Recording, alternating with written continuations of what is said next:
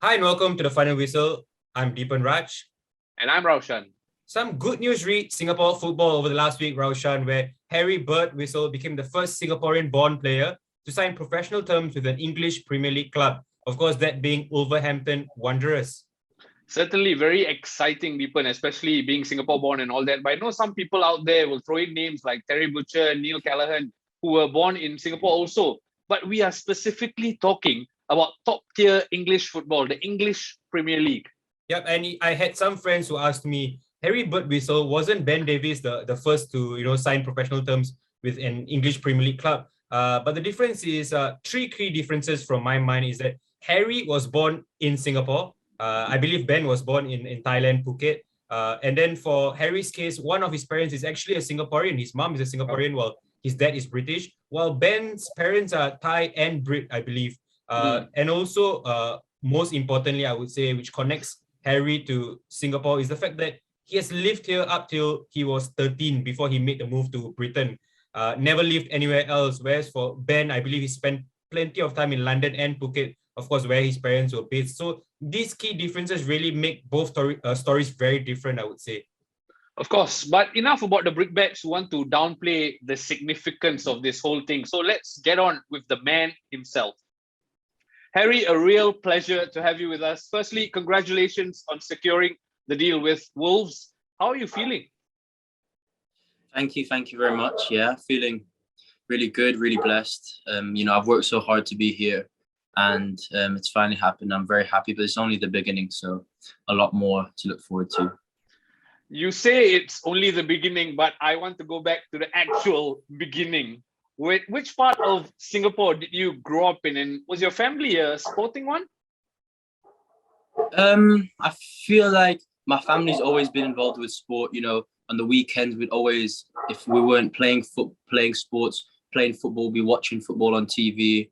My dad used to play rugby. My mum was very athletic. She used to run. She says I got all the athleticism from her, but I'm not too sure. So where did you pick up football as a sport? I mean, when did you realize that I really want to be a footballer? Is it from watching TV or just, playing that sport quite often on weekends and weekdays in Singapore? I think whenever I played when I was younger, I enjoyed myself. And obviously my idol was Cristiano Ronaldo. I used to see him on TV all the time. Everywhere in Singapore, everyone watches Premier League football. And most people support Manchester United. Like us? Yeah. So, I've always just enjoyed it, enjoyed watching, enjoyed playing, and all my friends played as well, so it helped.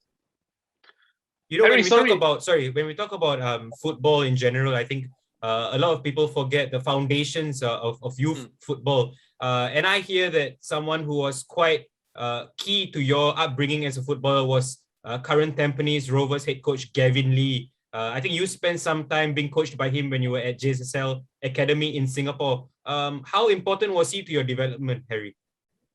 Yeah, Gavin's coached me when I was younger. I didn't spend too much time training specifically with him as I moved clubs. But, learned some things from him. And I know a lot of my friends who play there now have learned many, many things from him. So, yeah.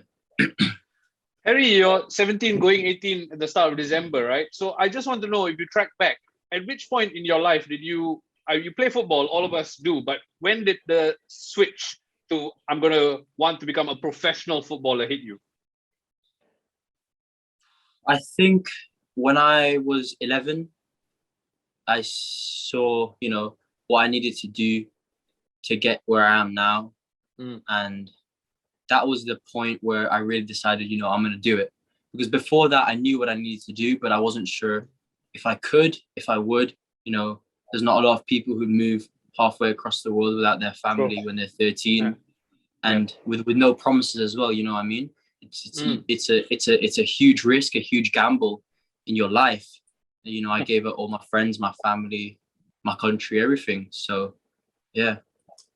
Did you ever, when you were younger, play for any of the age group teams in Singapore? I mean, did you ever approach FAS or even some of the clubs here in Singapore? Did you ever play with them? I played with I didn't play with the FAS teams. I played with F17. Okay. F17, okay.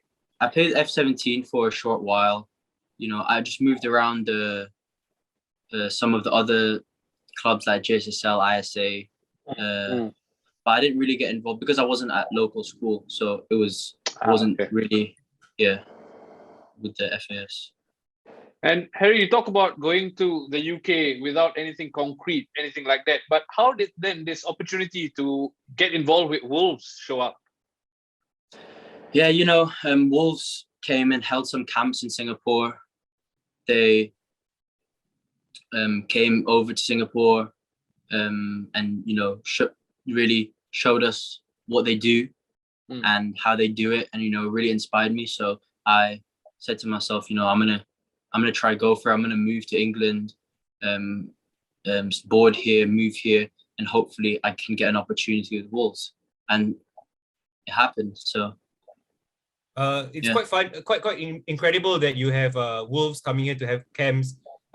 When I was younger, I only had like church camps to go to. I didn't have like a Wolves I didn't even camp. know he went to church. That was secret, bro, but I just revealed here. But I want to ask, right? Like, so they had a training camp here. Did you go to the training camp with any like visions of somehow ending up at Wolves in England, or did you just go to the training camp just to see what it's like? I feel they came over, I think, 3 times. The first 2 times, I just, you know, went with my friends. I wanted to enjoy myself, learn some things, just have fun. And the 3rd time, I really said, you know, I want to like impress them, make them remember me, show them how good I am. So. And when did you realize that you had impressed them? Like, did one of the coaches tell you, hey, look, Harry, I think you've done quite well here. Like, when did that moment arrive and how did you feel? It was when they invited me back to England. They invited me back to England to have an academy experience. I played in a game for the real under-13s team against Stoke City, I think, and I scored 2 goals. You know, I was the best. I was the best player in the pitch in that game, and you know, coming from Singapore, I had progressed to be on the same level as the kids here, with no academy training, no, you know, all the things they have here, the proper gym, the nutritionists, the different coaches. I was training, you know, by myself with individual coaches, and I managed to get as good as the players here. So they were really shocked at how that could happen. Just hearing you say that, I got goosebumps when you say you're mingling with players from there, yet coming from Singapore almost. Harry, I just want to talk about Singapore itself. You grew up here for a big part of your childhood, right? What are some things you miss at the moment about Singapore? I miss so many things. Of course, my family. My family's still there. I miss a lot of my friends who are still at school there. I miss the food. You know, Singapore food, I tell everyone around the world it's the best. And it is the best. There's decent Singapore food in London, no? I mean, a bit pricey, but not the same. Not really. It's like, not the same. You know what I mean? It's like a knockoff version. They try to replicate it, but when you're from Singapore, you know what it should taste like. It's not the same. Fair. You talk about missing family. I know, you know, it's such an incredible sacrifice to go over to another country while your mom and I believe your siblings are still here in Singapore. How often do you connect with them? And, you know, do you guys talk every week, every day? How is it like? Yeah, you know, I try to keep in touch with all my families and my grandparents, my aunts, my uncles, my cousins. And we try to speak on the phone, on FaceTime as much as possible. It's very difficult, especially with the time difference. You know, there's 7-hour, maybe sometimes 8-hour time difference. Especially I work in the mornings to try to get a time for both of us that works. But yeah, with COVID especially, it's been hard to see them in person, face to face. So try to speak on video call, on Zoom, on FaceTime as much as possible. Sorry, Harry, just want to pick up on something. I'm imagining myself moving over to another country when I'm 13 and not having my mom with me. And even thinking of that actually gets me a bit emotional in a sense where I don't think I'll be able to cope that well with it. I know there should have been some tough nights for you, I would say, where you go back to your place and, you know, you think of your family and all. How difficult is it to get through those days? And what do you tell yourself to, you know, really make yourself feel better? Yeah, of course. I had to really man up and grow up, you know, at such a young age. and become completely independent at such a young age. You know, when I was living at home, if I had a tough day, I could speak about my parents. You know, I could say to my mum or dad, you know, I don't really want to go to school tomorrow. I've had such a tough day today. And sometimes they'd let me off, you know what I mean? And there, it's every day is as tough as the day before. So you have to keep going, or you're gonna get left behind. So, you know, I had to just really like remember why I was there, remember the sacrifice. And, you know, I used to say to myself, you've come so far, you can't turn back now. You know, it'd just be all a waste. So that kept me going as well. How does your typical day work? I mean, do you go to training in the morning and then have school after, or how does a typical day in Harry's life work in England? So now I'm 17. I left school actually. So last 2 years ago, it would be more. My weeks were crazy. You know, it would be 9 to 3:30 school, and then I'd be at the club straight after school, 4 o'clock to maybe 8:30, and then I'd come home 9 o'clock and go straight to sleep. So, you know, I'd be out all day, every day. And maybe if I was lucky, I'd have Sunday off. But nowadays, my days are better for me. You know, allows me to recover better. So I say I'm in usually 9 o'clock in the morning, and then, you know, we do different things, different days: gym, stretches, yoga, and then we train. And we usually finished around 1:30, 2 o'clock each day. And I still do business now. I still learn a business A level. Oh, wow. And I do a BTEC course as well in sports. So Fantastic. Still very busy. Harriet, I have to ask you, you mentioned being away from family, being alone and stuff like that. The club is obviously aware of the situation you're in, right? And there must be some sort of support that they provide you. Is that at all happening? Yeah, of course, the club, there's lots of people around the club who are very supportive. They understand what I'm going through, what sacrifice I've been through. There's some other players who have also moved away from home, obviously not as far as me, but still without their family. And the team's very supportive. There's people around the club, like the psychologists, who help you, speak to you. And yeah, it's really good. And just your living situation, sorry, just to understand it a bit more, are you living in a shared accommodation with a couple of other players who train with you, or what's the situation there? So right now I live with my friend and his family. So my friend plays for Wolves as well. He's another Wolves player, and he's, you know, let me in with his family. So I currently live with his family. Right, that's nice. We've got to ask, right? Do you keep tabs at all with Singapore football, be it the national team or even the Singapore Premier League at all? Yeah, I see it, especially when my friends post about it. So I've seen what I think the under-22, under-21s, they won. Under-23s, yes. The under-23, sorry. I've seen them, you know, they got 4 points in the group, if I'm not wrong. Yes. And they got an upcoming game against South Korea. South Korea, yeah, I see that. And I see obviously when my friends score, when they play well, when they post about each other. Yeah. When you talk about these friends, sorry, you're referring to the guys currently in the under-23 team. Who were you friends with back here in Singapore? So I speak a bit with Ilhan, Karan Sobti, Ilhan Fandi, Mark Ryan Tan, Daniel Crichton, quite a few who I used to play with, who I just used to know. Yeah, it's quite heartening to hear that you still keep on their progress, in the sense where you do follow them and all. It's just quite great to see that. Definitely. I've seen the interactions between you guys on social media before, and it's nice to see that it continues despite you being all the way there and celebrating each other despite the different places, right? I'd like to move on now to Wolves. You've had the chance to train with the first team at Wolves, and that itself is pretty mind-blowing when I say it.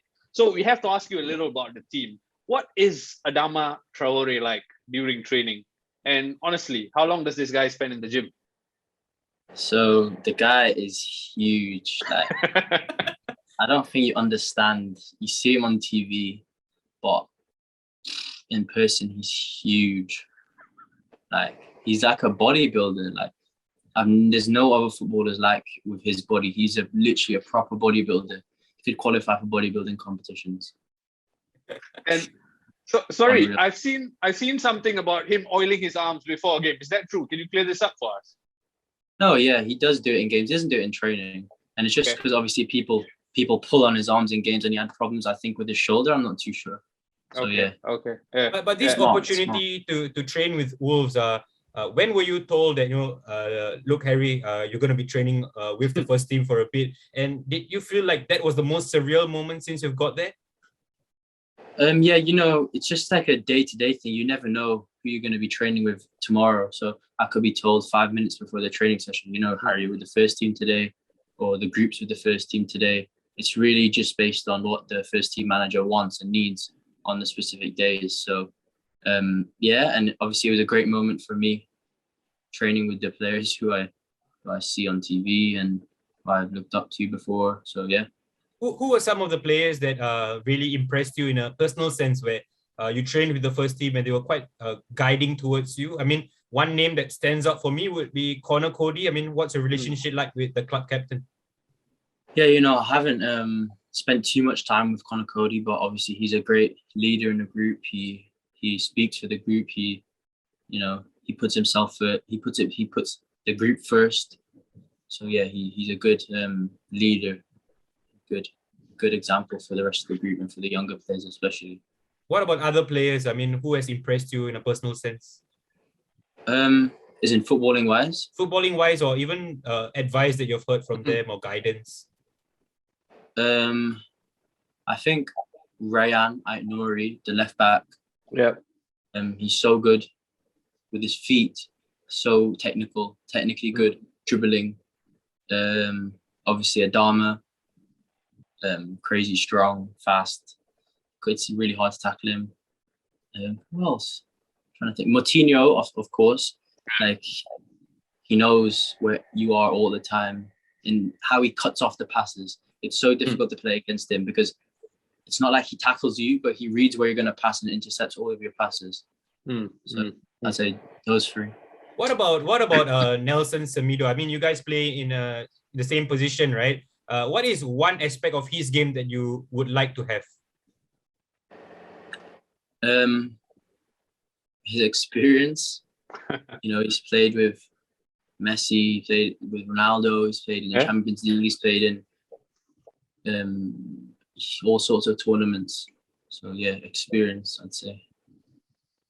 I'm still hung up on Adama Traore's biceps, honestly. But Harry, speaking of the gym, how much time do you spend training without the ball to make yourself a better footballer? Like gym, swimming, running? A lot. Like probably spend half an hour, 45 minutes every day before the training session, and maybe an hour and a half every day after the training session. I did, lower body session today and just came home, had a bath for my legs, and I'll go into the gym later on in the evening as well.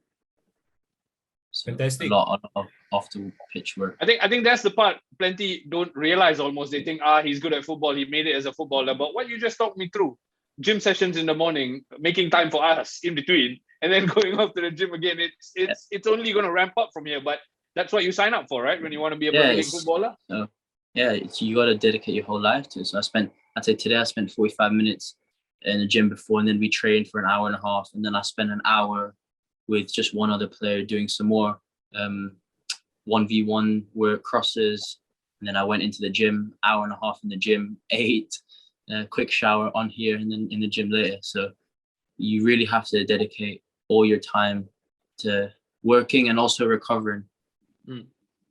Harry, you talk about right backs earlier. Who are some of the right backs in the world at the moment, or even people around your age, or maybe in the 20s, early 20s? Who are some of the right backs you look at and you try to emulate in terms of who or where you want to be as a right back? I like how Hakimi plays for PSG.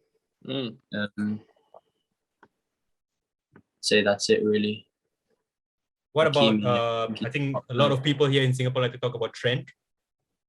Oh, yeah, Trent. Obviously, Trent's a great player, but I think my playing style is quite different to his. But of course, he's a world-class player, top player.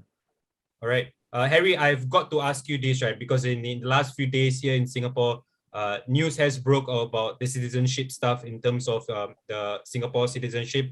And I understand that it's all been settled by your dad, perfectly understand that. But if there's anything that I would love to ask you is that, do you still harbor hopes of someday being able to don that Red Lions kit? Of course, Singapore is my home more than anywhere else in the world. My family's still there. I grew up around the culture, and my friends are still there. And of course, hopefully, everything works out for the best, and one day I can. Yeah, That's I don't really really I don't really get involved in that stuff too much. I just try to focus on my football here. So hopefully, in my opinion, I hope. Yep, fingers crossed someday I'll be able to see you in person. I'll interview you as a Singaporean national team footballer, and we'll all wait for the day someday. But just want to get in on some light-hearted stuff. Mr. Raushan here has been really wanting to know some of your FPL tips. I just want to ask you, do you have any Wolves players in your fantasy Premier League at the moment? Not at all. But if there's one Wolves player that anybody should try to bring in, who would it be, do you think? Wang? Jose Sa. The keeper. Wow. Okay. The keeper. Okay. The keeper. Fair enough. I mean, certainly with Raya's injury, people will be looking for keeper replacement. So, Harry, not bad. Jose Sa, who's your captain then? Can you tell me that? My captain is Cristiano Ronaldo. Wow. And you're sticking with him? Definitely sticking. He has your armband for the rest of the season. Actually, to be fair, it might be a good shout to put Salah captain, how he's performing right now and the form he's on.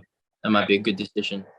But, you never know when Ronaldo's going to score 4 or 5 goals in a game. So that's true. And here I was thinking of taking out Ronaldo soon on my FPL, but I'll follow Harry's advice for now. But if he comes back to haunt me, I'll come looking for you, Harry. The way I talk about FPL, you think I'm flying in the league. I'm actually struggling, man. That's why I'm fishing for advice. I'm struggling as well. Yeah, I'm struggling as well. And usually I start well, but if you start badly, I think probably will end well. That's the hope, at least. That's my hope for Manchester United as well, guys. I don't know what you guys are even talking about. Before we let you go, of course, we've got a rapid fire round. Just 5 quick questions that require an immediate answer. I'll start off first by asking you, what are 2 things that make you a Singaporean? My blood and my love for the way I speak about Singapore to everyone. I've got the next question, but sorry, I just need to come in with something. Harry, you've obviously been away in Singapore for a long time. Do you still have a Singaporean accent in you? Not as strong as my family, not as strong as my mom and my grandparents. Okay. I think I have a bit of an English accent now. I've been here 4 years. I think I sound more English than I do Singaporean now. Can you peel a few layers and find that Singaporean accent for us, or is that too much? I don't know. Okay. I'll come back to you on this when I see you in Singapore. Fair. Going back to rapid fire, if you had to eat one local dish for the rest of your life, what would it be? Chicken rice. Oh my God, yes, chicken rice. When I say chicken rice to a lot of people, they tell me that chicken rice is such a plain dish, but come on. No, they don't understand. Yes, they do understand. People here, I say chicken rice to people, they think, oh, what was he talking about? I have chicken rice every day for dinner. Like, they just put chicken on rice. They don't understand. They don't have the soy sauce, the chili sauce. Do you have a favorite chicken rice place in Singapore? Do I? No, I don't think I do. Okay. Anywhere I love chicken rice. Any good food court, chicken rice. Yeah. Any food court, I like. Okay. All right, I'm going to put you on the spot here a bit. Who is your favorite Singaporean player?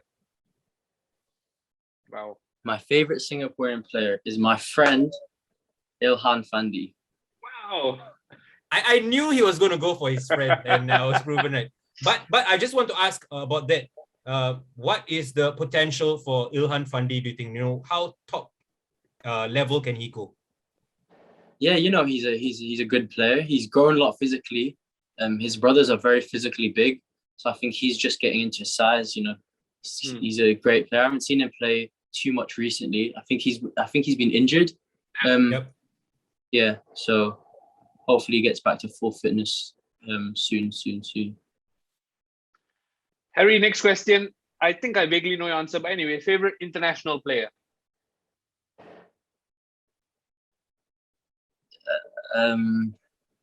Neymar. What? Oh, wow. That was a shock. Yeah, I thought you were Neymar. going to go Ronaldo. Nah, Neymar. Okay. Neymar. Why? I like the way he's just exciting. Okay. Like, football is a game for the fans, you know. It's a game of fun, and he plays the game in a fun way, and he's exciting to watch. So I enjoy watching him play. Yep, fair enough. Last question, of course. What is your preferred kit number? 27. Fantastic. Yeah. Harry, thank you so much for taking some time from your busy schedule to speak to us. Plenty of fun that I had talking to you. I wish you all the best on behalf of Singaporeans. We wish to see you in the English Premier League someday. I hope to see that happen. All the best in your career. Thank you so much. Thank you so much, guys. Harry, it's been an absolute pleasure. We wish you all the best. Don't worry, I'll have chicken rice for you. You take care and keep doing what you have to, okay? Okay, Thanks. perfect. Thank you, Cheers. guys. Wow, Deepan, that was something else. For those questioning this guy's Singaporeanness almost, having spoken to him, having heard him, especially midway through when he answered their question, this boy, Harry, is born and bred Lion City boy. And what are your thoughts on his recent decision to renounce his Singapore citizenship? Look, I think like he mentioned, or rather from what I understand, I think it was a family decision to renounce his citizenship. But clearly, you see from his answers, he wants to play for Singapore. I think when you grow up here, especially like him until you're 13, you definitely have Singapore in your blood. You definitely want to represent Singapore at the highest stage. But I think certain things are out of your hands. I think you ask any male person, any footballer who's got a chance at a top level club in Europe, would you want to give up that opportunity to come back to Singapore to serve national service? The answer is obvious. I mean, it is obvious. So for the brickbats out there, I ask you, if you had a son or a daughter even, going to a top level club in Europe, having to give up something in Singapore, would you or would you not support your son or your daughter? I think the answer is obvious, right? So I don't understand these brickbats. I'm really proud of him as a fellow Singaporean. I really hope he goes on to represent Wolves in the English Premier League. I hope he goes on to have a solid career in Europe. And I still, I know people call me optimistic. I still hope someday I'll get to see him in a Singapore national jersey. What about you, Raushan? I mean, in terms of this whole NS issue and all, do you feel that it's about time that we do something about this? I mean, we've talked about this for so long. It's not a new issue because of Harry. We've had this for so long. Do you think something needs to be done at this moment? Like where around us in Malaysia, we've seen Dion Cools, a Belgian-born defender, play for Malaysia. We've seen Philippines, take on dual citizenship footballers. Is it time for Singapore to do that? I think it is on paper, of course. Obviously, the time is now, right? But what is most optimistic for me is there are players like Harry who come along and force the decision makers to rethink things. As long as we are just bellowing this, saying, oh, the removal of NS will help player development, until they actually see a player break the mold and develop by their own accord, they won't be urged to do it. What Harry has done might almost be a watershed where he's gone out there, he's secured a Premier League contract, and having spoken to him, he looks like he's going to make it to the very top. And I think it's instances like that people realize, parents need to realize that they need to be brave in their choices. And I think Harry's dad needs to take credit for being brave, making decisions for his son for the betterment. And in life, you can't have it all, right? You speak to Harry, he wants to be Singaporean, but he wants to be a top-level footballer as well. So when you choose the two, which one are you going to choose? The choice is obvious to me, really. So it's really just heartening to see Harry fly the flag, so to speak, and really force decision makers to rethink. Because to answer your question, I think they need to reassess how things are made, how things are decided, and almost go for it by a case-to-case basis. Look, Deepan, I can sit here all night speaking to you about this, and the fans listening in, I'm sure you have plenty of comments and thoughts on this as well. So get involved in the comment section. Tell us what you think. Tweet us, find us on IG, speak to us, and be sure to subscribe to the T Final Whistle YouTube channel as well. Yeah, just before we end things off, I just want to say one thing. It should never ever come to a point where Singaporean youth has to choose between pursuing something at the top level and having to choose to not give up Singapore. It should never be a choice. You should be able to say, I can do both. I can go and reach the top. At the same time, I can still represent Singapore. It should not be one or another. And that's all I want to say. And again, thank you so much for watching the video. Do share, subscribe, and really keep supporting us. And of course, Harry Birtwistle and Wolves.